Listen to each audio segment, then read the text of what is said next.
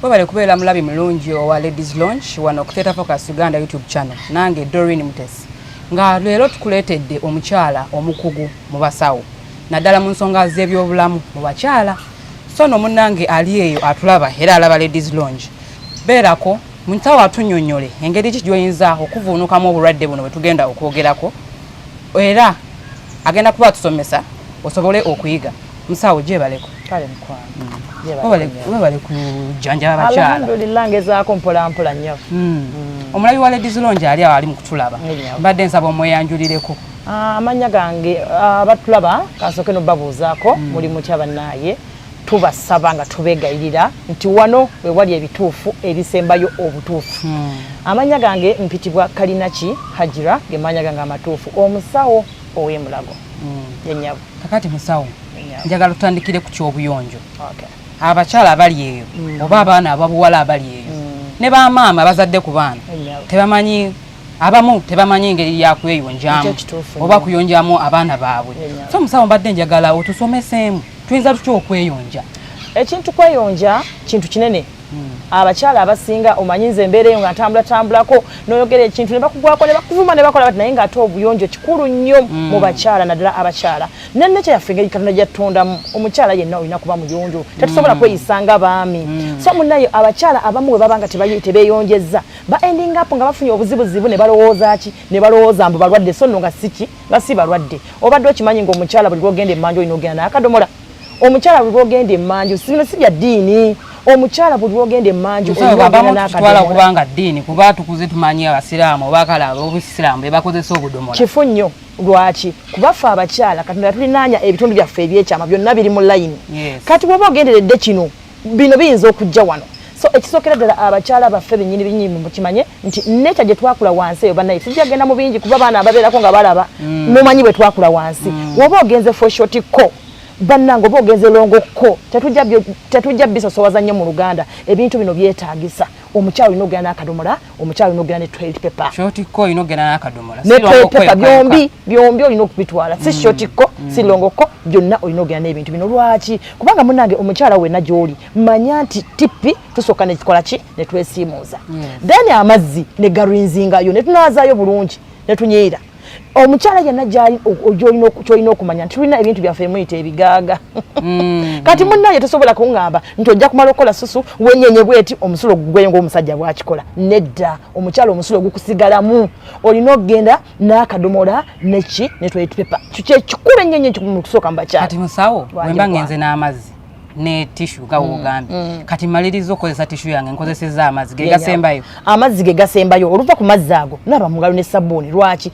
tonaaba wansi na sabbuuni Katonda yateeka wansi eyo abasirikale abakuumayo bo buli bw'obanaabisa ne sabbuuni bafa so omukyala wenna oli eyo tolina kunaaba wansi na sabbuuni olukozesa toilet paper n'okozesa amazzi gwe ngalo zo zoonaaba ki ne sabbuuni kati musawo wemba maze okozesa ago amazzi yennyabo sisobola kwekaza kuba nawe yagaba gasigadde era si nsigala ndi kyekitwala ne toilet paper yaffe eyo mala okole ki wekazeekaze eyo toilet paper olina okutwala toilet paper ewali bulungi malagwe gabe mba maliriza okusooka okozesa tissue nenkozesa amazzi era n'oddamu n'okozesa ka toilet paper n'okazaayo then oyambala lwaki Katonda yatutonda nga wansi eyo woolekayo gana amazzi g'onaabisiza mu kinaabiro ogenda kubeera ng'otobye ogenda kuba ng'otobye lwaki kubaffe abakyala Katonda yatutonda nga wansi tebankalu oshegera mukyala munange yo ever ebera moist katate wolekayo gana amazzi bikumalako emirembe become comfortable o making sure nti ovaayo weekazizza mala noweekaza bulungi nnyo n'onyambala empale yo then ogenda n'okola ki n'onaaba mu ngalo ne sabbuuni kikulu nnyo kati omukyala waba atakozesezza amazzi ago kugamba ayinza okufujjamu obulwadde omukyala osobola okujjamu obulwadde lwaki n'engeri gye twesangula obadde okimanyi engeri gye wesangula oyinza okuba n'ebirwadde emirembe munnaye omukyala twakula ngeri nti munnaye akapama kali kumpi n'akafuka ate Katonda tutonda nga buli paati gy'olina ku mubiri nga bw'ogiraba wadde skin wadde waliwo abasirikale abakuuma awantu awo obadde okimanyi kati munnange neerongosezza kati abasirikale bano abali around we tupama bw'obanga olongoseza just tissue notakozesa amazzi tobamalaawo kuba abasirikale bantu balinga abasirikale nti nga aba government nti ojja mulaba n'emmundu nedda buno buba bubuka butininyo botasobola kulaba n'amaaso go kati bw'oba werongoseza ne TP yekka busigalawo kati busobola okutambula ne bujja wano wetuzaalirwa oba wetukolera ntya nti oba yemba nongosa nteeka side eno oba mpise eno side tulina okumakinga sure nti oba weerongosa omukyala teweerongosa ng'ova mu maaso obayimini ng'ova mabega odda mu maaso lwaki kuba bw'ova emabega ng'odda mu maaso obukyafu bwona ogenda bujja wali obuzze wano wetukolera ebyaffe byo mumanyire sijja kwogera so olina okukola ng'odda mabega abakyala abanene tugamba eno sitinkalubiriza biki munnange tujja kubona infections ffenna oba oli munene oba oli mutini musale omubiri lwaki olya nnyo bannange munsonyi kubagamba nti olya nnyo nedda eri abazaalibwa nga banene just naye kola physicals omaking sure nti osobola okuyisa omukono emabega kola physicals yamba ko yes okuba okuggamuko okay oyogedde ku kya infection obuteolongosa bulungi osobola okujjamu obulwadde bwa infection musawo zirimu ebika bingi nnyo naye nga tetunaba kutuukaawo ekisookera ddala olina okumanya nti omukyala talina kwesokoola abakyala beesonseka olugalo mububana jukira nakugambye wabweru wano waliwo abasirikale ate nkugambye nti Katonda buli abasirikale Katonda we yabateeka we balina okubeera kati gona abagoti n'oyingiza olugalo n'ogira abasirikale bano abadde babe n'okola ki n'obayingiza munda buli lwobayingiza munda tebalime nti kubeerayo era balwazaayo abasirikale balina kufuluma bufu balina kubeera wabweru we balina okubeera olaba bali around the anas balina kubeerawo naye ate gwe mukola bwoti oba obasangudde kuba tongamba nti oyinza okunaaba wano wokka notatuka kuki ku anasi so buli bwogira bwoti n'obayingiza munda munna era bakozingayo ki obulwadde bakyala bangi waliwo ebika by'amazzi byolaba n'okuba essimu musawo ndabika ndi mulwadde munnaye nga tunatuka ku infections waliwo ebintu bye mulaba nga mulowooza nti bulwadde naye nga tebuba bulwadde Nsawo era waliwo ekintu ekikyukamu kono labanga leero gundi evuddeyo si teri kuya bulijjo. Ekyo nyinza kitwalanga infection. Nedda bakwano nedda. Ekisookera ddala tulina ebika by'amazzi byengendo bamenyera. Nga amazzi ago wogalaba. Banna ekiri nomo ogenda kola ebintu byengendo okugamba eolo galimu ebika ebyenjawulo. Yes. Tulina kati ng'omukyala yenna woba okedde ku makya eriyo bano abakyala bafa abeera mu bibuga ayambadde jiini ye ayambadde empale nga si ya cotton ayambadde kapale ke ka siliki munnaye n'atambula olunaku lulamba ate nga kimanye nti Katonda yatutonda nga wansi eyo tetukala tulina okubeera nga tuyisa empewo naye munnange wena weebutikidde bw'otyo otambudde olunaku lulamba tokozesezzaako kadomola tokozesezzaako tippi ogenze mu kinaabiro okoze essusu oyambadde empale yo nga teweekiriiniize kati ebyo byonna akakawoowo kajja kukyusa wansi n'ebizze ebyo bisigalayo omusulo ne normal secretion byonna bisigalayo kati olweggulo ogenda kujjamu empale olabe cream oba yellowish kunika munnaye base bulwadde kati tuteekeddwa kwesokoola wenkalaba jukira nsiibye ntambula ebyo byolabye kunika bukyafu teweetaga kwesokoola tereezaamu mu ngundizo obuyonjo abakyala abamu bagamba nti infection nedda teba infection buba buchafu mu lunaku olamba nga tewekoze era n'akasu kafuluma yera abakyala bagamba omusawo mpunya wansi nga in actual sense si mulwadde naye nga buchafu buli kuleta akasu ako se munnange omukyala kyova tutandise nga tugamba nti olina obuli ogenda emmanju genda naki n'akadomola n'ekirala abakyala abambala jean oba mpale kangambe mpale abakyala balina kuzibamba n'obuveera n'obuveera bwennyini n'agamba hani nkwatirako ne mwambala akaveera kyokka mundu ososemu G-string ozizzaako bayika munnange wansi waffe munnaye ekizibu ekibeerawo nti era wansi ojja kutta abasirikale baayo kati wutta abasirikale baayo ojja kutandika okusiibwa wosiibwa wansi ng'olowooza oli mulwadde so nga ki nga toli mulwadde abasirikale bano okubatta mba nvudde mu kwesokoola okwesokola kubaleeta naye nebino byendigamba ebirala bino ebyolala ng'okwambala empale jiini ebbugumu eryo litta abasirikale obutalowooza kweyonjako olunaku lulamba kitta abasirikale baffe okitegeera ekintu ekyo ekyokusatu kyosobola okubeera nga gwe omukyala munnange abakyala mwe mukozesa perfumed gundi pads abakyala mwe mugenda ne mwetekayo perfume mwagala mubunye bulungi byonna ebyo muteeka wansi Katonda yatutonda munnaye nga nature is nature omukyala ayina bwe tuwunya wansi naye mukyala munnange onjulira akawuka ka mukyala wansi wetegeera nti kano kakyuseemu kati so you can't change nature tojja kuveeri ng'okwata ebintuntu obiteeka wansi buli byoteeka wansi because nga abajasi ba wansi okufa oyinza okutta normal flora yaayo okozeseza pad ezirimu akawoowo okozeseza perfume wansi mbunjagala kuwunya bulungi wansi ogenza ahead mukozesa tampuuni abamu ne muzeerabirayo bamanyi nozeerabirayo tamponi osaaga omukyala yeerabirayo tamponi nemalayo ennaku 2-3 bajja ne muddwaliro nga gamusawo eriyo ebivaayo tugenda okebera nga tamponi eri omwemaze waliwo omukyala ali atamanyi tamponi kyeki tamponi nazo bazikozesanga pads ekolanga bagisonseka wansi mu bukyala nebeerayo nebange absorbing omusayi so in the evening you remove it naye abakyala abamu oba bazikozesa babaddeko batamidde oba biki nebeerabirayo tamponi so n'ofuna ebizi ebivaayo nga si bulwadde naye nga gweki is because of your hygiene so munange bingi nnyo ebituleta okulowooza mbu ndi mulwadde nga siriki ndi mulwadde then omukyala waaba agenda okutuuka mu nsonga waliwo amazzi geeyongeramukko munnange ne kabeera stretchy n'obeera nga naawe obeera excited wobeera nga kufa abalina eddala oba nebbaawo ayingirawo n'agamba oyo kati leero kigenda kuba kyo kika ky'amazzi ago amazzi agajja nga tunatera okugenda mu nsonga lubeera stretch nga bwolaba omwana ng'alina olunyira agenda okufuna fulwo omupya nga luli stretch bwe yes olwo oluntu katonda yalutondawo lwanguyiza spams ez'omusajja okudduka ogenda okukola ki okufuna ejjiro yeriri gegayamba mu fertilization kati munnange si mabi era wekeyongera mukolaba abakyala abakubira musawo amazzi gano agayiika bannange ago amazzi ageyongeramukko gabeera colorless tegawunya naye nga geyongeramukko mu bungi era woba mukyafu gakyukamu ne gabeera nga ne gafukamu nga yeroyero anti kata wenjo gaye musawo ndabika nafunya infection anti nkyova tuli wano basomesa tuli bayamba so tebeewaliikirira kyolina okukola jangu y'omusawo kyolina okukola oba ofunyemuko obuzibuzibu funayo amazigo teekamu pinch of salt 2 mu kikopo kimu tuulamu obeere muyonjo ng'owona omulabi wa ladies lounge musawo agezaako okunnyonnyola engeri gy'oyinza okwejjanjabamu infection naddala yeewaka ey'amangu ofuna amazzi oteekemu omunnyo ogwo musawo ogwo omunnyo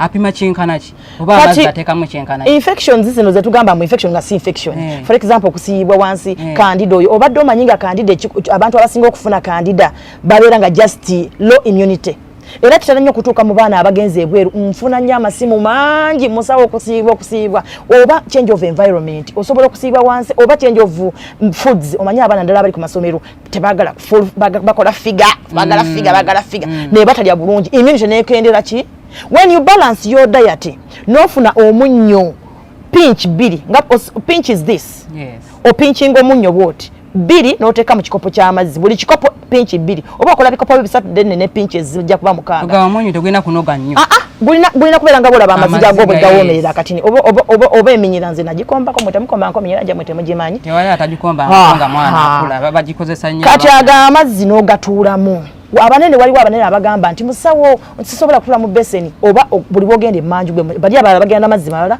gwe ogenda n'aga amazzi malungi nnyo kufa abakyala ffenna sigamba nti bakozesezza amazzi ago waliwo abayinza oga nti nyinza ogakozesa oba nengaziwamu oba nenfundamu tegalina buzibu ago amazzi gakuyamba kujjayo kasiiwa garaisinga pH tegali kukufunda tegali kugaziwa raisinga pH ne gayamba abasirikale baba mu kifo ekyo kuba n'amaanyi ne gabayamba nti amasirikale baba n'amaanyi ebirwadde tebikola ki tebikutomera kati nsobola bimixinga nga bwongambye nengateeka mukadomola ngenkozesa byengenda mutwere era kirungi nnyo bakyala I advise you ng'obadde n'okusiyibwasibwa nku advisinga amazzi gokozesa ogenda emmanju gabeeremu omunnyo olijja n'ompa kirabo togenda kuddamu kusiyibwasibwa ebyo akisirusiru ebyo mbukandida kandi owabuli sawa naye ate bannaye mukola ensobi bwe mulaba akantu akalimu nti madagala ogendayo nsiiba onsanze okuva ku makya situnze what do you expect me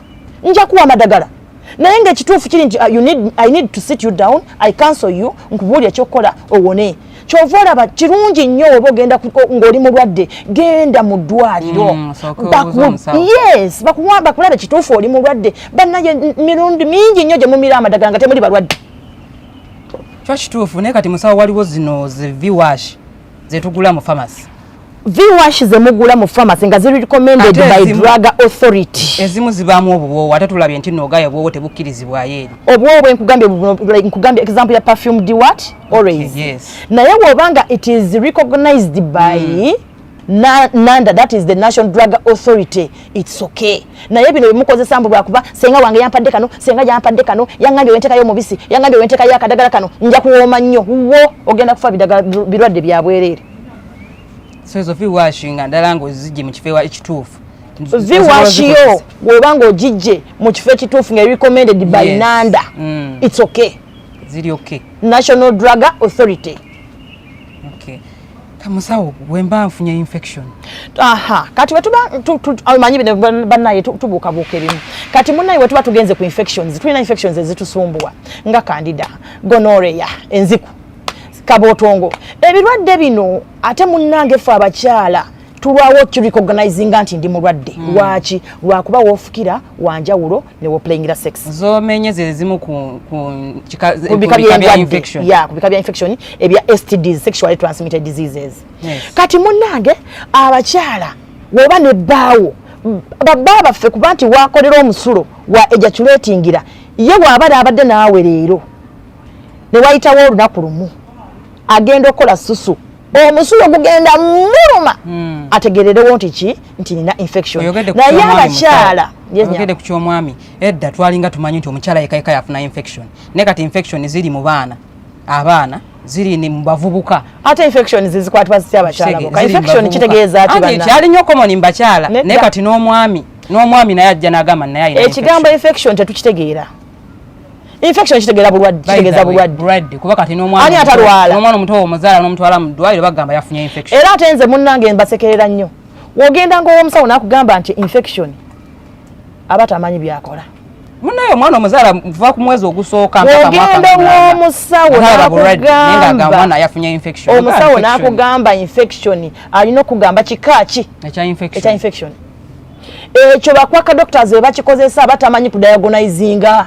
So omuzadde ali eyo alaba ladies lounge otwala omwana wo mu ddwaliro akubuulire kalwadde ki infection ki faayo nnyo okumanya kika ki ekya infection alinga akugambye nti afunye bulwadde ki afunye obuwuka ki okitegeera ekintu ekyo kyekizibu kyetuyina era kyekitubonyabonya kati okuddayo kemabega mbadde mbagamba nti omusajja mu lunaku lumu ye wagenda okufuuyisa ategeera nti nfunye infection naye omukazi kiyinza n'okutwalira omwezi so bamaama mwenna abali eyo omusajja oba ne baawo najja n'akubbirako nti nafunye infection omusajja mpulira wansi wenfuka omusulo gunnuma aba akwagala nnyo abasajja abasinga tebakikola anti tuli bannaluwali wanaakugamba nti nasiyibwa oba nnumizibwa wansi okuva nabadde naawe ojaga maama bamalaya bo kale nekiddagalwadde bo nanze sibiwulira nedda mukwano n'akyogera musawo n'akigamba bbaawe naye aba amwagala nnyo munnange ate ng'amwesiga ekintu kino ekya sexually transmitted diseases mbogambye bbaawo mbutomugambye olinga kwoza lugoye kuluteeka mu ttaka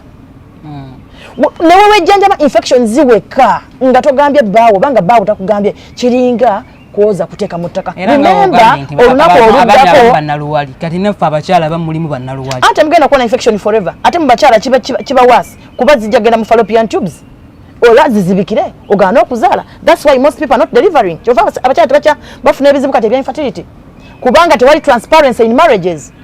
Wejjanjabe bulungi infection zireeta obuzibu. Of course, awembadde ndaga of course. Wembadde ndaga kuba omusajja wajja n'akugamba nti nafunye muka nekengeddemu omusulo gwannumyemu kitegeeza mwegatta mwenna mulina okufuna treatment mwenna ebyo byokuyomba tebigasa. Abasajja baffe tebaagala kufuna ddagala jja n'omugamba munnange tewulira bulungi wansi nabo tebaagala ddagala kati what we do we have a single dose. Tubatuuza bwe tutinga bamuzize mu ddwaliro ne tugamba mirira wano n'omwami amirire ne muvaawo nga mumize naye mwana ngabaza tebalina budde munaye n'okkakana nga munaye doozi yo gimize. That is it and that's why we are sensitizing to them. We are here to inform them. Abantu abamu tebali informed, tebalina this information. Era mwebaze nnyo abantu nga bano abatunoonya okubaleetera information eno. Newe wejjanjaba infection emyaka n'emyaka nga patanawo tomujjanjabye it is useless.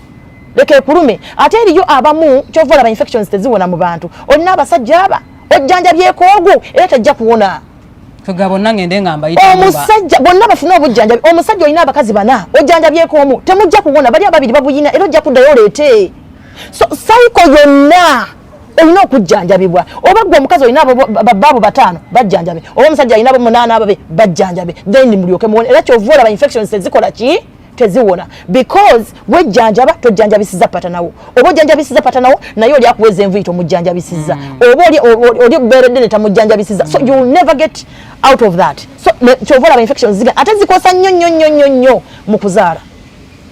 Waliwo abakyala bendaba ab'embuto bafuna nnyo infection nga wanayinza okuba balitatera zifuna nnyo naye lwafunye olubuto infections zino awo tujja kutuuka kasooka enjogere ku kano katini infection wekwata omukyala eva mu cervix negenda mu nabaana negenda mu nseke ate mu nseke omwo mulimu obuviiri bwe tuyita busilia bubanga bwolaba algae nga mu enkonge kati obulwadde buno obutuuka mu nseke omukyala ekizibu ky'omukyala okutandika okuwulira complaints nti musawo ndi mulwadde muno munnumirira obulwadde buba bwatambula dda paka mu nseke otandika okuwulira gundi eyo obulwadde bwajjamu dda kyenva nkugamba nti mu bakyala tulwawo okuwulira ki infection tetuluma kuba ffe bwe tuplayingira sex wanjawulo so obulwadde butambula nga tobuwulira so obulwadde buno obulwadde bw'omukyala butuukira mu nseke nga maama bwagenda dda kati buli bwe nkugambye obusiri obulimu ng'obulwadde ng'obuwuka bubulyamu nga musigala nga tewali ate nga obwo buviiri obuli mu nseke bwe buyamba ejjo okola ki okutambula jjukira ejji teririiko bigere kati musawo nsobola okufuna infection ne sitafaayo kasu kali akabi akawunya obubi abakyala olumu babufuna ne batafaayo ate ffe abakyala engeri gye twakulamu some women they don't even themselves abakyala tebemmanyi wansi eyo musawo nga nvaamu akasunyiza okuba nga sikimanyi n'asirika nako tulaba abakyala abajja ne mu ddwaliro najja nga avaayo n'amasira naye nga tamanyi oh yes ngempale jajjamba batalabwe abakyala tebemanyi leka bano naye eriyo abakyala mulaba abakyala mulaba bano ba Kampala ffe gye tugendeyo mu byalo omukyala ajja n'amasira gennyini naye nga tamanyi nti masira olina infection evaamu amasira bakyala yes gonorrhea enziku ereeta amasira ate abakyala bo ajja n'atuuka n'okutuuka munnange nga agamba low abdominal pain kasita owulira nga ye mbawulira beewaana musawo bangambye alina PID mu fulu kigwayo nti pelvic inflammatory disease kitegeeza nti obulwadde buno wabufuna dda n'otabujjanjaba ne bukosa ebitundu ebisinga mu pelvis bukosa n'abaana ne bukosa cervix ne bukosa fallopian tubes ne bugenda ku majigo ne busobola n'okugenda mu bladder buli kitundu ekiri mu pelvis era ne bakugamba nga olina PID it is a complication and oyinza n'obutazaala kuba enseke ziba already zizemu sikazi ziba zikoze ekikyo ovola abakyali ennaku zino bagamba musawo enseke zirimu amazzi enseke zazibikira kitegeeza you had an infection ate taliemu nyingi n'otazijjanjaba neziretera complication eyo abakyala abamu bafuna infections ezo they don't have time to finish doses tubawe eddagala naye tebalimalayo n'obutamalamu dose exactly nakyo kireeta obuzibu yes kati musawo kati omukyala ali eyo omuyigiriza engeri gy'ayinza okunaabamu n'okukozesa amazzi ntalina kuwesokuula ng'anaaba kijja muyambako okuvunuka obulwadde bwa infection yes kati omukyala nandyagadde musawo omunnyonnyole nti tulabye omuyigiriza nti ayinza okufuna amazzi agalimu omunnyo ewaka tewaliyo ddagala lyonna lyenyinza kubanga nkozesaako kati omukyala sikyafuna nnyo infection nze ndinga health educator nti nga nkugamba ebintu bino tisobola kugamba nti wofuna kino nekino kozesa eddagala lino lwaki olina kujja gye tuli olina okujja mu ddwaliro it is very important kuba gwe oyinza okuba nga ompulidde wano nga nsomesa n'olowooza kabootongo ng'ate si kabootongo ng'olina nziku n'olowooza nziku nga tolina nziku olina gonorrhea ng'olina candida n'olowooza candida ng'olina chlamydia ng'olina vaginitis endwadde nnyingi eza wansi eyo kati ffe abazimanyi kati mukyala munnange wenna oli eyo bw'owulira ng'olina infection wansi dduka ojje mu ddwaliro musawo ogaba counselings nzigaba nnyo one on one bantuukirira nnyo bajja gyendi ne twogera abamu twogerera ku masimu bakwano bange abasinga bali Bulaaya kuba bantegeredde nnyo ku social media we do counsel yogedde ku kyamasimu omulabi wa Ladies Lounge yandyagadde okumanya ku nnamba yo engeri gy'ayinza okufunamu ayinza okwagala okukubirako ng'afunye ekirwadde kyonna kyonna ekiri awo ennamba eyange eri 0753 883 0900 naye ennamba eyo egirako consultation they pay consultation nga tonnakuba osooka kusala consultation oyo siwa bbeeyi nze nsasuza omutwalo gumu 12 consultation on phone when you want to meet me face to face gibe 5 nga njagala kusisinkana ogamala okwogera n'omusawo mpeerawo obujjanjabi oh yes so omulabi wa Ladies Lounge ng'oyagala okusisinkana musawo ono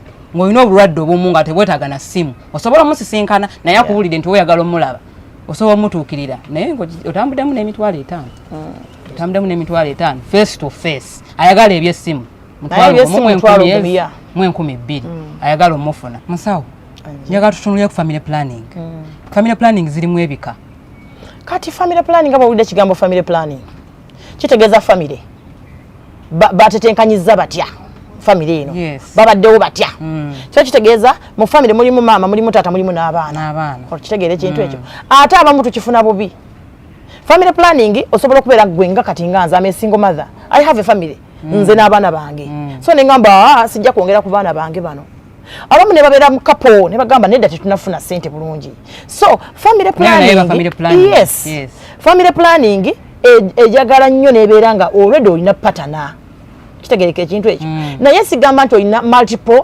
sexual partners banaye tukifune bulungi family planning methods zizino ezisinga teziwonya kawoka nga tetunazitandikako teziwonya ndwadde nkabootongo nziku sirimu okujjako method eji eya condom ate abasinga gye batakola ki gye bataagala method ey'okubiri ebeera abstinence abasinga omugamba ko abstinence agamba musawo oli mulalu so banaye family planning eno tugisomesa naye tuwoninga nti family planning methods zizonna teziwonya kawuka family planning methods zizonna tezikola ki tezijja kukingiriza izo ndwadde za bukaba okujjako abstinence ne condom so banaye twandise family planning family planning ono alimu ebikebi bibiri tulina family planning eziri nacho ne tuba ne family planning eziri hormonal hormonal kyeki hormonal buba bujuice anti nzatete muganda bakukubamu eddagala mu mubiri za hormone their hormones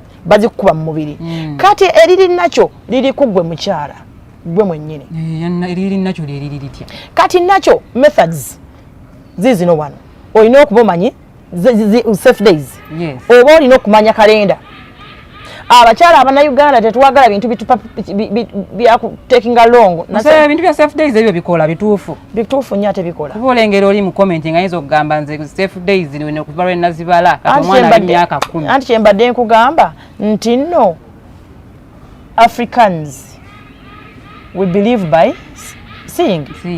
And another thing, Africans we are lazy. Family planning when you kusomesa leero ekuteki natural family planning when you kusomesa leero kikutekingire myezi 7 gitandika naye abaana abo nabasomesa natural family planning leero nabagitandikira wenja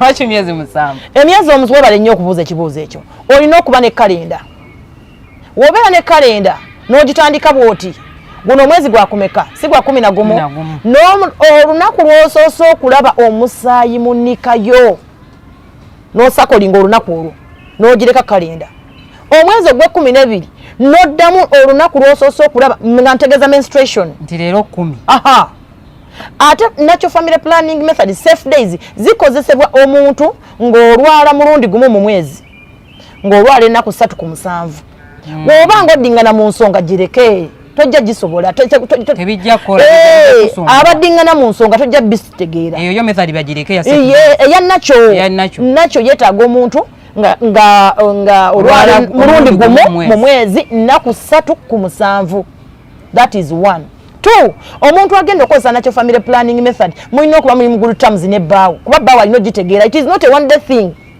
Okay. Sigamba mboyagadde ofuna sex nedda bbaawo alina okitegeera kuba alina okujjukizaako 3 omuntu agenda okozesa nacho family planning method olina okuba ojjukira kalenda yalina okuba wano ndwala dina exactly kyova olaba abannayuganda oba Africans abali lazy tebagisobolera bagifunira bagikoleramu ensobi eyo gundi nzibumu yes naye nga nacho family planning method ekola etukoledde nze ndi mukazi nazaala abaana 3 ku buli mwana muzaala luvannyuma myaka 5 togenze kumpisa tomikoze eki yes naye nze okuva bwe nagenda ku ssomero ne bansomesa nacho family planning ne ngamba nze njajja yigirako mu nnyini nentandikirawo okuyiga ne mmanya menstruation cycle yange abasinga tetumanyi menstruation cycle yaife menstruation cycle kitegeeza ki okuva olunaku lwolwadde paka lwoliddamu musawo ennaku eziri wakati mbaze nti ntandise okulaba omusaayi nga 10 lwentandise okugenda lwengenzeemu lwendabye omusaayi kati zino ennaku zikoma kati nnaku mmeka nacho family planning method yino olina osooka n'ofuna kalenda kalenda eyo n'ogenda ng'amba omukyala alwala omulundi ogumu mu mwezi ng'alwala nnaku 3 ku 7 buli mwezi nga tayosa ogenda kutegeera otya kalenda method oba nacho family planning method ogenda kufuna kalenda wofuna kalenda buli mwezi olunaku lw'osoose okulaba omusaayi lusakolinga sakolinga okumala emyezi 6 nga osakolinga olunaku lw'osoose okulaba omusaayi buli mwezi okumala emyezi mukaaga. Womala emyezi egyo mukaaga then bale ennaku eziri in between okuva lwalwala November paka lwalwala December, okuva lwalwala December paka January, okuva lwalwala January paka ennaku ozibale. Ogenda kulaba mu myezi egyo mukaaga ng'emyezi egisinzeemu ennaku zifaanagana. Why tezifaanana zonna? Kubanga abakyala menstruation cycle zaffe because of the brain emotions they can change due to change of environment. So tomanya mu myezi egyo mukaaga oyinza okufunamu ka stress abaddawalanga 10 n'okyusaamuko, oba mu myezi egyo mukaaga oyinza okufunamu ka excitement n'olwala before time ono oyisaamuko. So emyezi emingi ku gy'ogenda okusanga nti oba olwala buli ennaku z'obaze wakati ziriwo 28 then endala bazeyongeddemuko ne zigenda mu 3 naye ng'emyezi egisinga ofunye 28. So your cycle is 28 days. Oba ofunye 3 your cycle is 30 days. Oba ofunye 20. So that is it. Omukyala olina okusooka okumanya cycle yo, olina okumanya menstruation cycle before we do anything. So tekigenda kugasa nti agenda laba programu yatandikirewo asukatiwemu emyezi mukaaga 7 months. Jukira gino emyezi omukaaga oluyitako bino ogenda bibala mu mwezi gwa 7 yabala emyezi mukaaga. Oh yes. Olumala okutegeera nti aha kati nze musawo yaŋŋambye mala menstruation cycle yange ngitegedde ya nnaku 28. Kati menstruation cycle yaffe no safe days tuzibala tutya awo buli omu waayagala naye lwakuba sirina wano kalenda. Olunaku lwota ngomaze zitegeera ennaku zo oliko okushwa toli ku family planning ndala yonna kuba bwonna abibala ng'oli ku family planning ezireze ahomono jukira olwedde mu mubiri gwe mulimu obusimu obulala bigenda confusing. We are talking to a woman who is not on family planning. Yes. Any other family planning. Chonna. Yes. Obanga olina family planning gy'okozesa barrier method yokka condom etakuyingizaamu busimu oba abstinence. Yes. Yeah. Kati okuva olunaku lwolabye lwekonya akagere lwolabye omusaayi paka ku lunaku olw'ekkumi. Kati kaŋŋambe neekonyerera akagere leero mmeka? 10. Leero 10. Paka nga 2 ennaku ezo zonna ziri safe. Kati wenzijjako zendwala kaŋŋambe endwalako ennaku 4 kitegeeza omukaaga guno guli safe. Tusooke tumanye nti eggi ly'omusajja limala ennaku 3 mu nze nga ddamu. Omusajja buli bwa ejaculatinga amajige gakumalamu ennaku ezo ngamba abasajja bennyini si bano enkwaso zange enfu, enkwaso zange ennemu, enkwaso zange enfulumyanto ngamba omusajja omulamu enkwaso zimala ennaku 3 mu mubiri. Then eggi ly'omukyala limala ennaku 2 mu mubiri. Kati nkugambye nti okuva ku lusooka up to the 10th day you are in your safe days. So ekitegeeza nti bw'omalako ennaku zo z'olwala oba 3 oba 4 wano olya n'amawa olutereka. Oba olidde misana, oba olidde kiro, oba olidde lwaggulu, oba oli seefu nnyo paka ku 10th day. Yes. Kati okuva ku 11th day toli seefu. Lwaki? Kubanga eggi ly'omukyala ku 14th day liba liredde, liba lifulumye. So playing a sex on the 11th day tugambye omusajja eggi limala nnaku mmeka? So oba playing on the 11th day tubale 11th day plains 12th 13th 14th ligenda kusanga eggi ly'omusajja nga ayiminya ery'omukyala nga ddamu. Kati wogamba nti oplaying sex ku 14th day kuba ennaku 3 ziweddeko jjukira omukyala limala ennaku mmeka? 2. So 15th 14th ne 15th nazo ki ziri unsafe. Every woman alina ennaku 5 zokka mu mwezi ezitali safe, which are not safe. They are only 5. The rest of the days are safe. Omukyala okuva lwotandisa okubleedinga okulaba menstruation up to the 10th day, those days are safe. Naye kijja kuyamba kitya? Togamba nti otandike mu mwezi guno nga tomanyi menstruation cycle yo kuba oyinza okubeera nga yours is short. Abamu eddamu ziri too long. Waliyo abagendamu ne bamala mu week. Exactly. Ne bamalamu ne 2 weeks. Kati oyo atalina safe days. Azina naye oyo yeetagisa kujja mu class ne tutula naye ne tuzitegeera safe days ze. Naye ng'ambe kiri general. It is from the first day up to the 10th. Then ku 11th day unsafe, 12th is unsafe, 13th is unsafe, 14th is unsafe, 15th is unsafe. Lwaki twongerako 14th ne 15th eggi ly'omukyala? then starting from 16th awulya n'amawolo otereke. Yes, wonaba ng'oli patient enough n'okozesa kalenda yo n'omanya cycle yo. Yes, omulayi wa ladies it is the best method to use. Asooke ambale ennaku ze for 6 months okumala emyezi 6 totandikirawo olw'okubulayo musawo. Era ojja kulaba mu comment section bajja kugamba nga bizibu bannaye nga tebisoboka, because Ugandans we like free things. Twagala nnyo ebintu ebyamangu ebijja amangu. Ebintu ebirungi always better expensive. Okufuna ekintu ekirungi you always put in more time. You should always be patient. Naye bw'oba toli mugumikiriza mukwano gwange ojja kuddamu ofune olubuto ogambe single family yaŋŋamba biwe biti naye nga that is it. Era abakyala bangi abajja mu section yange right now bagamba musawo weebali tuyamba weebali, they are using it and it is working for them. Yes. Musawo waliwo eddala gy'oyogeddeko ekika kya family planning ekyala ky'oyogeddeko. Kati wetuva ku nakyo bakuba baagala nnyo ezo safe days. Wetuva ku nakyo tulina homono nnyingi. Tulina empiso, tulina empeke, tulina IUD akakaweta ne tubeera ne implant tetuteeka muno. Empiso, empeke ne kano almost they are the same. They are like sisters. Lwaki nti zonna za hormones. Empiso, empeke ne implant munansonyi wange atamuko olusoga ndi musoga mwene. So this thing woba okozesa hormones mbadde nsaba n'obwewombeefu nti woba ogenda kozesa methods ezirimu obusimu sooka obe nga wazaalako. Nkiddamu woba ogenda kozesa hormonal methods ezirimu obusimu sooka munnange obe ng'olinawo kaakaanako akamu oba bubiri. Lwaki ngate weekali lwaki kubanga zino methods eza hormones abamu mutulabye abakyala abalajanye nti nafuna empiseegi maze emyaka 10 noonya mwana. Lwaki nti omubiri gwo gusinziira webakuwa empiso y'emyezi 3 empiso eyo buli mwezi erina okulilizingako buhormones obw'omwezi ne busigala mu bemezi ebiri buli omwezi ne releasingako. Naye ku bakyala abamu munnange empiso eyo erilizinga kati nebange hormones zikulwamu for years and years. So woba osazeewo okugenda ku hormonal method gigendeko ng'olinawo obwana tojja tukabirira nti sizaala kubanga kugambye abamu zitekinga so long okuggwamu mu mubiri abamu amagi geebaka for so long. Ate waliwo abala ajja kugamba sha nga nze we nagivaako we nafuna nkugambye abamu. So tolowooza nti nga bwenkoledde bwejja okukolera.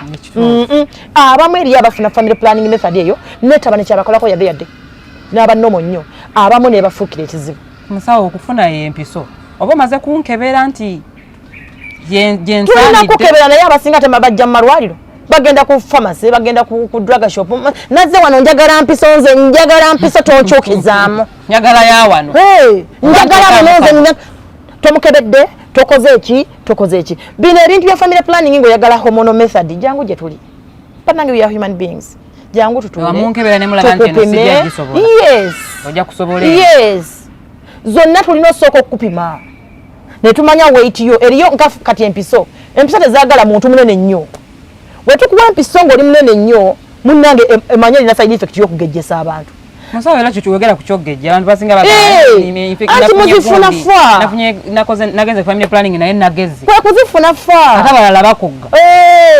So that's why I'm saying you have to come to me, we sit and talk and decide. Eddagala lye bankuba lyeringereza yenyabo ate kati bw'omutono ali eyo tagenda ku yempiso n'aga nti ngenda sweetheart nedda after examining you eriyo abalala bezikozza. So olina okujja mu ddwaliro ne tutuula naawe ne tukukebera tetukulondera tukuluteekerawo methods eziri fit kuggwe ng'omuntu n'olondako kweyo naye mmwe bino byemuveewaka kuba ekyalo kyonna kikubisa mpiso naawe nojja nze njagala mpiso toba nekyo ŋŋamba nze nazze nsazeewo mpiso munnange ofuna obuzibu ate abalala mugenda anywhere. Mpulira abakyala bangi bagamba mbadde ku family planning nenfunirako olubuto tobiwulirangako. Ekyo nakyo tulina okukigamba omukyala yenna ng'ali eyo munnange ng'olina chronic illness for example katuwe example ya HIV ng'oli ku ARV drugs. ARV drugs zisala ku family planning method amaanyi naye woba ogifunye mu pharmacy ani anakugamba ebyo ogifunye mu clinic I mean mu drug shops ana nabikugamba ebyo tulina osooka ne tutwala counseling ngamba amusawo ndi kumpekeza akawuka ne nkugamba munayi wobera kumpeka zino empiso gana giberako omwezi gumu kitundu oba ebiri kuba omala yesatu amanyi gaba gakugwako ebyo byonna byonna okitegeera naye wogenda kuba n'abaana abato abatabimanyi nga toze mu ddwaliro tojja bimanya yajja kukuba kyoyagala n'ekiraga mwezi mu gundi ezo they don't even look at the expiry date sorry to say mubakwaka doctors ba clinic sebo mugenda mu butali mbasawo benyini akuba eddagala lyayitako ojja kufunirako olubuto n'abalala they don't know how to give it eddagala lya family planning ery'empiso tetulina ddini nyeenya bwe tuti tulina kakola mpola kakuba bwoti otta amaanyi gaako omuntu akakubye bwati akakuwa dolende kafudde dda what do you expect so banayi family planning methods ziriko amateeka gaazo nyingi ziriko amateeka gaazo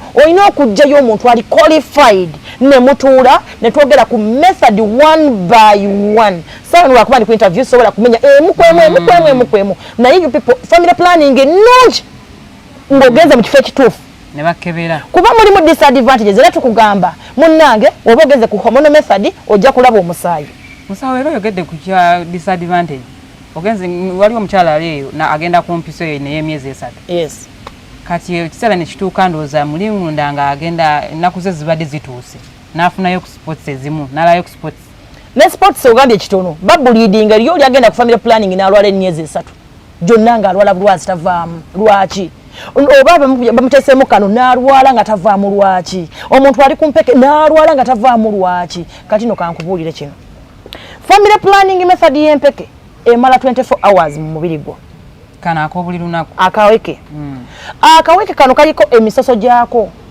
woba osazeewo nti ogenda kukozesa mpeke kankubuulire kino ekisooka olina okuba teweerabira empeke olina ogimira woba osazeewo nti ssaawa 4 buli lunaku zirina kuba ssaawa 4 buli lunaku zirina kuba ssaawa 4 ng'omusajja waali mbutaliiwo togamba anti kasita nkugambye kamalamu 24 hours kati woyisaamu ke essaawa jjukira hormones ziri ziba ziweddemu ate nga hormones zino we zituuka mu mubiri zigamba ezaamu nti teri lubuto kati ezaamu zibuuza zino lwaki nze ndiwo ku preparinga lwaki ngamba nti teri lubuto kati ne zibanga ezirwana kyova olaba omukyala waba yakatandika family planning esinza amaanyi n'alwala n'atalwala abamu tebalwalira ddala abamu balwala nnyo abamu bafuna sportings lwaki hormones ez'omubiri ne zino z'oli kweteekamu they have not yet negotiated kati woba oli ku buweke bw'obanga omubiri gumanyidde nti okay kati yatugamba tetujja kutegeka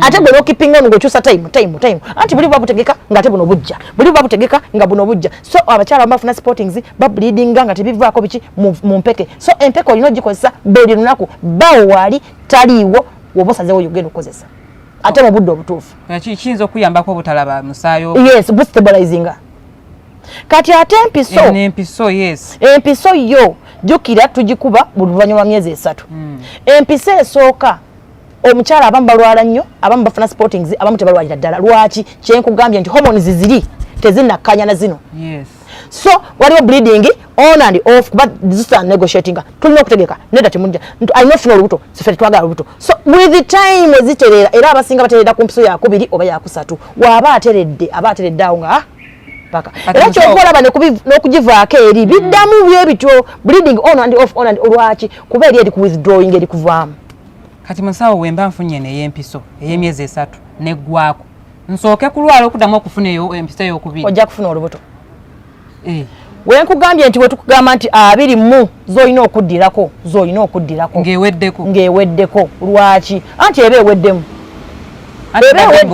nsooke kulwala ogw'omwezi nedda wobanga okyayagala family planning nga yakusiima omubiri nga yeeyo olunaku lwetukugambye nti lwe luno olina okudda kuba eri era eweddemu sirinda kulwala komawo ofune endala tolinda kulwala era empiso ezennaku ezisigaddeyo otuko kulwala kitegeeza nti teriimu you can conceive anti olina kyewayogedde nti naye empiso erwamu mu mubiri nakigambye bwe nti don't misquote me bagundi bange ba viewers bange empiso kisinziira ku muntu that's why tukugamba nti jangu tukukebeze we tukukebeza nitulaba nga empiso is not fit for you tujja kugamba Timunange empisa eno is not fit for you.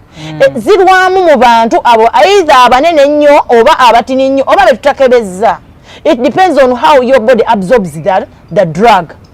Kitegerekeka. So munnange kisinziira. Si bonna nti zirwamu. Kuba eri abamu abalina abasobola okufuna olubuto nga leero empisa eggwamu leero enkya n'afuna olubuto.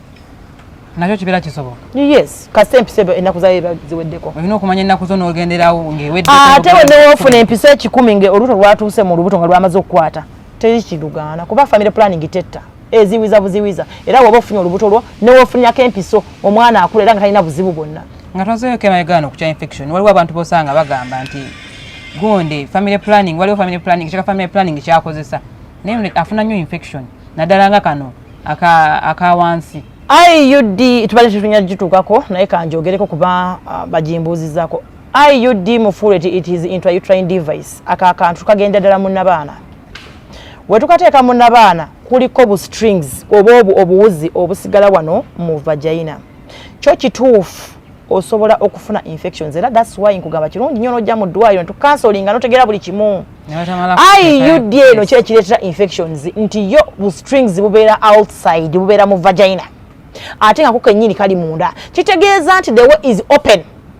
Buli infection gy'ofuna kijanguwira be transferred to the uterus. Mukateera ddala ku nnabaana kwennyini. Si ku nnabaana, mu nnabaana. Munda nnabaana mwennyini. Kati omukyala yenna ali era tumunnyonnyola tukugamba naye eno method eri fit ku mukyala alina bbaawe ogu nga ne bbaawe alina ye yekka bwogu. Naye omusajja alina multiple sexual partners bano balina bakazi babiri basatu tukugamba munnaye akantu kano temujja gisobola. Lwaki? Kuba omusajja wafuna infection gyazifunya yonna oba gwe n'ogifuna anywhere eyita buyisi kuba waliwo ekkubo waggule. Yes. So IUD nungi nnyo ku bantu abali trustworthy. It is the best method by the way to use. Kubanga yo tekavaayo nti nabye wali gwe kubako bu strings. Abakyala tetulina kwesonseka lugalo. Nabagambye ekintu ekyo. Wensonsekayo nyinza okuvaayo nako. Tetulina kusonseka lugalo. Lwaki ng'osonsekayo? Tetulina kusonseka lugalo mu kasusu nkiddamu. Abakyala tetulina kwesonseka lugalo mu ssusu. Buli weesonseka akagalo mu ssusu onoonya kuleeta kansa wa mumagwana baana. Kubanga tojja kuggwako infection ate onaazayo abasirikale abali mu ssusu munda. Abasirikale buli lwoba n'abayo you're prone to infections. Called douching in English. Tetuli menti kwesonseka lugalo mu ssusu. Tulina kunaaba mu bigagga nga bw'olaba omwana omuto bw'anaaba. Tetuli menti kusonseka lugalo mu ssusu. So embasi sonseseyo tekasobola kuvaayo. Tekajja kuvaayo. Abamu ocheckinga once in a while. Otenkosukayo olugalo kucheckinga sikunaabayo. You just check n'owulira nga strings bwe buli n'obuleka. Bubeera munda. Bubeera mu vagina. Bubeera nga bw'olaba ka sausage, bubeera nga kagundi ka bonobo amakroni. Bubeera nga nga ka rubber bwe kacyo. Bubeera omwo nga buli soft nnyo n'omusajja tabulira. Kati wemba nkozesezza eyo gundi ekika kya family planning ekyo. Ngenda bulungi mugundi zange oba bulungi nnyo ate kirungi nako nti kwongeramu n'amazzi era abakyala tabasinga bakomplaininga musawo amazzi mangi tumugamba ako kikakaleeta amazzi ate obwo bulimu bwa bika bibiri waliwo akali homono n'akalina ne homono kale ate bw'obanga olinamu fibroids ebyo n'okozesa akali homono kalungi nnyo kuba kabijjanjaba notafuna buzibu bya fibroids ate kulemesa kuzaala ko kalungi nnyo. It is the best family planning I could recommend to anyone. Kaliramu amazzi mukateekamu amazzi nti oba eddagala lye kascreating amazzi ko ngako because of that copati. Okay. Yeah. Kati method y'obukerenda jembo banfukamire emergency pills. Emergency pills abaana abawala bazifuula part of them. N'abalenzi bennyini amala okukozesa n'akugamba kamirire wano nga ndaba. Munnange emergency pill is the worst family planning method on earth. Emergency pill, as you hear the word emergency, it is only supposed to be used in rape. Oba kondomu. Oba kondomu ng'ekuyulikiddemu. Naye we nkubuuza gwondaba. Kondomu yakakuyulikiramu emirundi emeka. We mbuuza gwondaba. Bakakulepinga emirundi emeka. So emergency pills zino zirimu percentages nnene nnyo eza eza family planning kati percentage ejo webe nene nnyo munnange you can end up with fibroids, you can end up with the multiplying cells naba muno baziberako munnange ndo bafunirako embuto because it's not a family planning method, it is used in emergencies. When you overuse it in your body, the body gets used to it and it will no longer play its yeah. Also want to consider for luto because it is not normal flora to you. Yeah. So family planning bannange nungi nnyo tuzikozese mu butuufu bwabo nga tugenze mu hospitals ne bakukansolinga ne bakukebera ne bakubulya method gy'oyinza okozesa si lwakuba mukwano gwange agikozesa ate yamukolera bulungi. Yes. Muli banjawulo yo totally two different people.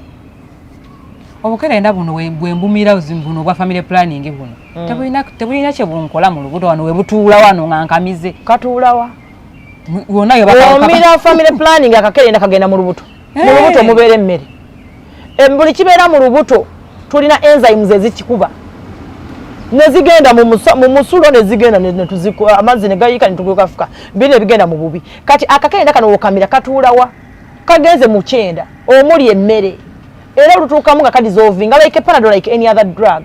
Anything you put in the stomach it goes direct to the stomach whereby it is worked on residues nezigenda netuzifuka then bye ebintu bipama kati katuulawa tekane katuula oba abamu bagamba nti okamira katuula ku nabaana is totally different. Nabaana is found in the pelvis akantu okamira kagenda muki mu lubuto mu lubuto munda Bogera bingi ku family planning nti nagenda ku family planning si kyalina bwagazi. Those are myths. Yeah, that is true. Why? Ekituleta okubula obwagazi mu family katulina ku family planning. Jukira these are hormones. Yeah? Ate hormones zino zetumize zisuppressinga hormones zaffe zetulina ezireeta obwagazi. So that is normal mu family planning. It is because hormones zomira zisuppressing okufuna olubuto. And weza zisuppressinga nezisuppressinga hormones zaffe ezi responsible kuki ku feelings. So tugamba omukyala ko seeds ezirimu zinc. Yes. Ezirimu zinc. Ebinyebwa ebibisi, emsigo z'ensujju, simusimu, ebyo n'obirya n'olya muwogo mubisi, feelings zikomawo. N'omeketako ku muwogo. Yes, omubisi. Abamuzi bakaza. And that is it. Ago ge mazzi goganda. Yes. Ezo okubula obwagazi byonna bye. Obwagazi bukala byerimu. Teriyo makerenda n'emmira n'enkumya obundiza n'engene mu family sinemba nnyonnyola ekizibu kyange. Nedda. Kitegeeza babeera tubawa lubricants biki noterera naye it is due to home to family planning nungi kati ke waijeri gwe tukozesa mu ddwaliro gwe tubawa tubakyukizaamu gwamanyi. Lubricant is a medication, is a good, we use it in the theater. We use them in giving VE. Yes. Naye lwakuba nti abantu balimba ono musereza agana mazzi biki naye nga bintu bya ddwaliro bitukozesa. Okay, so big mu pharmacies. They come to us and we advise accordingly. No basomesa nogaji kukozesa boti ne boti. Musawo kanako ku mukono kano. Yabagita implant. Naye ko yadalanga empiso kwekola. Okujja konti yo bagitekamu for many years, so it's for a long release myaka mingi. So kafana kakakola kyekimune ngempiso. Wale bagamba katambula kayinza okutambula ne kakutukeno ku mutima. Ewunyizanga lijja kayita mu nnyama ne kajja mu mutima tebakateeka mu blood vessel. Bangi bawulira mbuze nkatya bagamba katambula ne kajja mpaka. Those are myths. Myths mu Luganda baziyita ki? Those are myths. Myths kitegeeza ki abantu babisuusuubira omuntu abeerawo n'alowooza kutolabe bw'omwambye nti abugenda bwe butuula. Tubiwulira. Those are myths. Those are myths just. So tekiriyo. Mzipa tuweraliikiriza nokaba naye kati nkozesa eki. Nedda.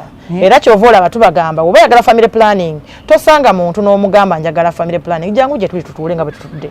Era ojja kuva ng'oli contented. Era bw'ofuna any complication mu family planning togamba munno ajja kugamba yo cancer jangu gye tuli. Twogere tukuyambe oveewo ng'ofunye ekintu ekituufu ku muntu omutuufu. Si kugala ya munno atenne ekizibu kye tuyina mu nsi muno be bali half baked bannasomako saamala. Befuula abamanyi. Bagenda ku Google naagukolinga nebyatamanyi nabinterpreting nga bwayagala. Naye nga when you come to a medical personnel will explain to you. Abantu bagenda kwetoolwa Google. Walaba increase the secretion nga agenda nga Google mugamba cancer. Lwaki yeteeke mugwa. so half baked awo bazibu nnyo babuuza ebibuuzo bye bamanyi ne batamanyi naye ffe tukkakkana nitumulagirira n'avaawo ng'akkiriza so wona agenda ku munno lwakuba yasomako ku Google akantu katambala nayo ka sentence jangu mu ddwaliro yes ofune information. Omulabi wa Ladies Lounge abadde atulaba tutuulidde ku kyobuyonjo nti bw'oba ogenze mu toilet kirungi nnyo n'ogenda n'amazzi ne tissue emala okwewala okulwala infection. Tutuulidde ku bika bya infections nnyingi tusikanzireyo ku kyobuyonjo okwesokoola musawo atunyonyodde kintu kibi nnyo okwesokoola so olina okunaaba n'oteesokoola ate ng'okozesezza amazzi ameereere gwali ewaka osobola okufuna amazzi n'omunnyo mukwano tekozesa omo wakwoza ngoye musawo ata flora omo alimu chemicals zita normal flora njokedde ku kya omo waliwo abantu abamu aboze knickers kati wenjoza nika jukira ngenda jambala munda nkozesezza obuwoowo obwa omo biki it's okay as long as you've ironed it. I mean you've hanged it outside obanga you ironed it. It's okay. Kala kawate kasigala mu kwamba. Ngojozeza bulungi no rinsinga. Ngo rinsinze tewali buzibu you hang outside mukasana. Kirungi nnyo ne kazi zaffe noje ironinga wakati awo kyova tugamba abakyala bambale empale za cotton. Omusawo oyogedde ku kyokwanika empale wabweru. Wenyanika empale wabweru zino enswere zigenda ko ekintu kyonna kyinzo. Olaba raise ezo ziva mu njuba zitobuuka mu mpale zibuta era kirungi nnyo omukyala this mwezi twice hanging empale zo wabweru zibuta oyogedde ne ku kyogwo nika zange mba nino zigolola tugolola empale wakati waliwo fe abamu ababa tebalina budde njozeza nika yange njanise ebikazi nyambali anti kyekyo manyi abantu ba Uganda twagala nnyo ebintu ebyamangu ate wenkanika munda nkakaze mu kinabi munda then you iron awo you iron in the middle naye wezanika wabwe no water ironinga kyovola abazungu batira nnyo okuhanginga nikazi zaabwe under sunshine nga bazene waffe simanyi oba newaabwe batira nnyo zihanginga wabwe lwaki raise ezo zitobuuka nungi nnyo ate omukyala munnaye tobeera ku mpale nga byebalinga bye bakusibirako ebbada n'abada nitejja ku naye mukaga kyusa kunika kabadde nkoza bulungi nedda nyabo myezi mukaga nika ebe ekaddiye nezo nika ezo zenyini zeta auto immune omubiri gwe netandika okusinyisa muno mubalaka so nogamba ndi mulwadde naye nga nika zo zenyini kyusa nika oluvannyuma lwa myezi mukaga mategodo okukyusa myezi suule bagamba okusuula empale ekibi ate doza myths mulina okubeera n'ebintu byewali eri tubibuulire eyo fe abazisuula tetuliiwo weetuli so mbadde mbanyonyola ku kyobuyonjo tutunulidde obuyonjo ne tunulira bana infection nti obukyafu busobola okuviirako infection musawo n'atunyonyola ne ku family planning nsawo akwadvisinze wandi gwenga gwali eyo olina okwesitula n'ojja mu ddwaliro ne bakukebeera kikaaki omubiri gwo so omulabi wa Ladies Lounge njagala okukubiriza nti munnange woba oli waka ng'ofunye obulwadde nandibadde nkusaba oleme kugenda wa mukwano gwo oba oleme kugenda wa kalwali akakuli okumpi awo nti kangende mugambe bino binnuma ampe eddagala lyonna mukwano nandisabye weesitule ogende mu ddwaliro oba ofune omusawo omukugu ng'omukyalo ono gwe tusobodde okuleetera olwaleero ojje omulabe yakunyonyodde okumulaba 1-on-1 ojja kutambula n'emitwalo 5 otambule ojje akubuulire obulwadde bw'olina n'eddagala ly'oyinza okukozesa era ajja kuba alikuwa so oyinza okuba oli mulwadde nga wandyagadde okwogera naye ku ssimu nga tonaakusookamu miitinga consultation oyo ye yagambye wateeka olina okubeera n'omutwalo gwo 12,000 mukubire omunnyonnyole nti musawo nina obulwadde weebuti neweebuti nkusangewa okitegeera munnange ekintu kyokwewa eddagala nti ewaka naye nze buli wendwala nnumira ddagala bweriti nakyo si kintu kirungi olwokuba olubuto olukulumye tikamire fragile kamire antibiotics oyinza okuba olina ki-infection nga kikulya omwe kikulya munnaye so munnaye gendako mu ddwaliro oba funa dokita ng'omukyalo ono akunnyonnyole so mutuukirire so musawo omulabi wa Ladies Lounge omulekerayo bigambo ye bw'aba akwetaaze nandyagadde omuddemu omusomereko ku namba y'essimu ngenda basaba bannaye ba viewers baffe nanti mubeere nnyo ku Ladies Lounge tujja kuba tuleeta n'ebisingawo buli ssaawa omukyala abeera muyonjo kikulu nnyo ekyo era ennamba yange tusobola okwogera eri 0753 830 0900 mukama abakuuma atakuumira mpeera. Kale tweyanza nnyo.